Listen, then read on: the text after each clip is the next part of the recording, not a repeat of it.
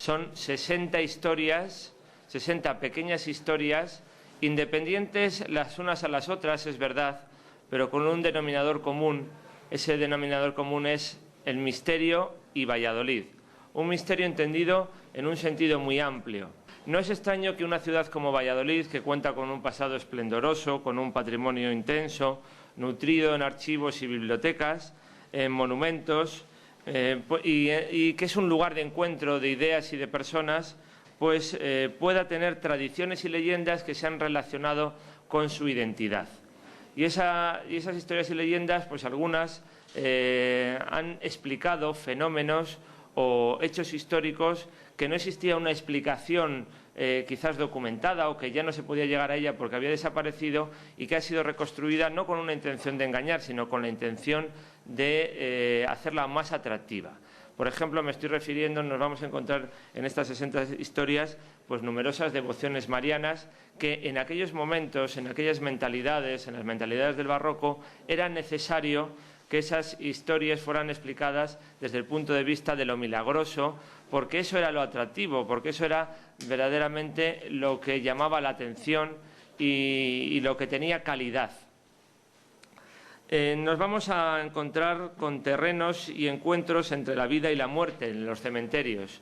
Mirad, el libro es un recorrido físico que podemos hacer a través de la ciudad. Y nuestra entrada es la entrada a través de lo que se llamaban las puertas de Santa Clara, el paseo de Florida Blanca, en definitiva, por el cementerio que hoy conocemos del Carmen. Pero Valladolid tenía muchos cementerios, muchos lugares de encuentro entre la vida y la muerte. Primero sus iglesias, cosa que no gustaba nada a los ilustrados del siglo XVIII. Pero después tenía también otro tipo de cementerios muy afamados, pues por sus indulgencias, o algunos, como decía Quevedo, y ese es el objeto de uno de los episodios de este libro, porque devoraba los cuerpos en 24 horas. Curiosamente, algunos de esos cementerios pues hoy son lugares de asueto, de recreo, de jarana de nuestra juventud, como es el cementerio de la Antigua, y están totalmente descontextualizados. Yo he querido hacer una contextualización mucho mayor de todo eso. También ese encuentro, ese misterio de la muerte, lo podemos explicar a través de los sonidos de ultratumba del convento más conocido, más antiguo de Valladolid, que era el convento de Santa Clara. No se lo inventaban, sino que ellos pensaban que era cierto y así lo transmitían en las distintas historias de Valladolid. Las visiones de un poeta que convivió siempre con lo desconocido, me estoy refiriendo a Zorrilla. Zorrilla era desde niño un ser que, como decía él, se estaba destornillando, en el sentido que parecía que se estaba volviendo loco para escribir todas esas historias a través de las leyendas, a través de poemas, y su propia casa de Zorrilla, pues hoy cuando nos la explican sí que hay un componente de lo misterioso y de lo enigmático, incluso de lo fantasmal. No era extraño conociendo la figura de Zorrilla, y eso era necesario para un poeta romántico. La existencia de lo sobrenatural formaba parte de su propia vida y de su propia existencia. También los duelos que eran vengados desde la otra existencia. Había una comunicación constante entre los vivos y los muertos y una comunicación a través de distintos seres. Las muertes que ocasionaba un sillón desde las dimensiones prohibidas de una investigación que quería ser científica. ¿Por qué un sillón como el sillón del diablo está presente en el Museo de Valladolid, actualmente o vuelto del revés o con una serie de cordones que impide a nadie sentarse sobre él? También en estas historias lo vamos a ir tejiendo. O el sepulcro abandonado y desconocido que existía en un convento como el de San Francisco de Valladolid, donde era el cementerio de los ilustres. También la historia policíaca que se cierne sobre el cuerpo incorrupto de un joven jesuita que tenía fama de santidad. Ese era el padre Hoyos, que será beatificado en Valladolid en abril del 2010 y que también protagoniza algunas de las historias de apariciones, algunas de las historias de búsquedas de cuerpos desaparecidos, de reliquias que no se sabía dónde se encontraban. Misterioso también en lo histórico, en lo que sin investigarse pues se daba la opción que más conocemos, por ejemplo, la más interesante o la más bonita para la ciudad o la que más convenía. Nadie se podía imaginar que un Felipe II, un príncipe Felipe, iba a salir por la ventana de su palacio para entrar en el convento de San Pablo y ser bautizado, cuando su padre era el hombre más poderoso de aquella Europa y era muy difícil que se plegase a unas disposiciones jurisdiccionales. Pero eso es un misterio. ¿Por qué surge esa leyenda? O cuando nuestra catedral es inconclusa en una arquitectura que decían era parecida al templo de Salomón, y decían en Valladolid que no había sido terminada porque se habían llevado al arquitecto al Escorial, cuando en realidad era al revés. Qué misterios, qué historias, qué imágenes milagrosas también encierra la catedral de Valladolid. Y algunos pasos de Semana Santa.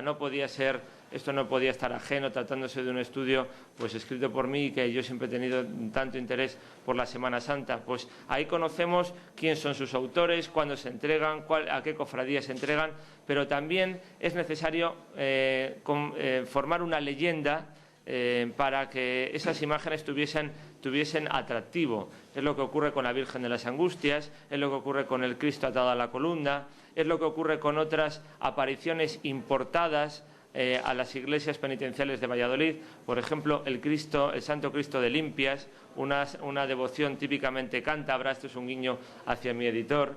Una devoción típicamente cántabra, y que sin embargo en el siglo XX pues cientos de vallisoletanos viajan en tren a Limpias porque hay unas apariciones de este Cristo en agonía, y ese se reproduce en alguna forma en la iglesia de la Vera Cruz de Valladolid.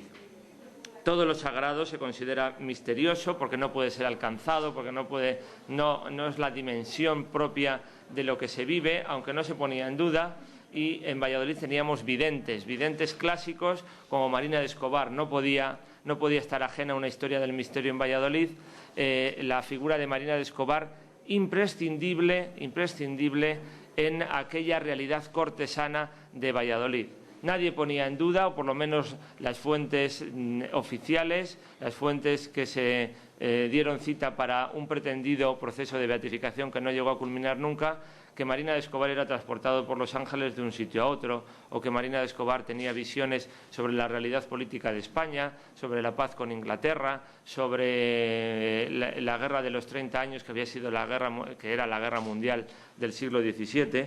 U otra vidente que yo traigo a este libro a colación, porque murió en Valladolid víctima de un encierro por parte de la Inquisición. Era una monja de Carrión de los Condes, la Madre Luisa de la Ascensión, que fue traída a Valladolid a un convento de las Agustinas. Ella era clarisa, para proceder a una investigación con respecto a sus milagros fantásticos, incluso un milagro de ser transportada al mismo tiempo, o estar al mismo tiempo en dos lugares, lo que es la bilocación en América entre los indios.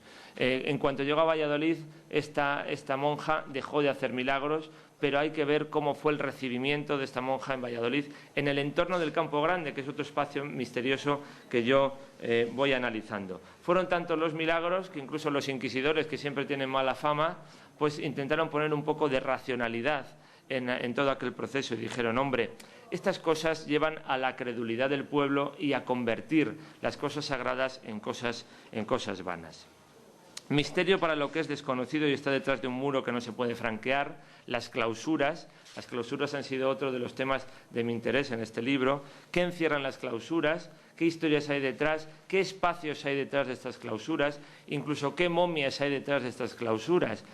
Estamos en la calle Teresa Gil y muy cerquita de aquí nos encontramos la momia de uno de los hombres más poderosos que hubo en la España del siglo XVII, Rodrigo Calderón. Y las monjas así nos las pueden enseñar. Misterios en apariciones de lo sagrado, misterios y miedos a la locura, misterios a las aguas de un río, misterio a la herejía, a las reuniones secretas. Este ha sido otro misterio. Los herejes, los luteranos que existieron en Valladolid, ese Cazalla, Agustín de Cazalla, que parece protagonizar los autos de fe de 1559. En definitiva, la guía misteriosa de Valladolid es también una llamada al detenimiento, a pensar e imaginar sobre los lugares que pasamos cotidianamente muy rápido, y sobre todo para empezar a leer y pretender seguir leyendo en otros que nos han dejado muchas cosas que tenemos que tener todavía en cuenta. Todo lo que ignoramos, en definitiva, es un misterio.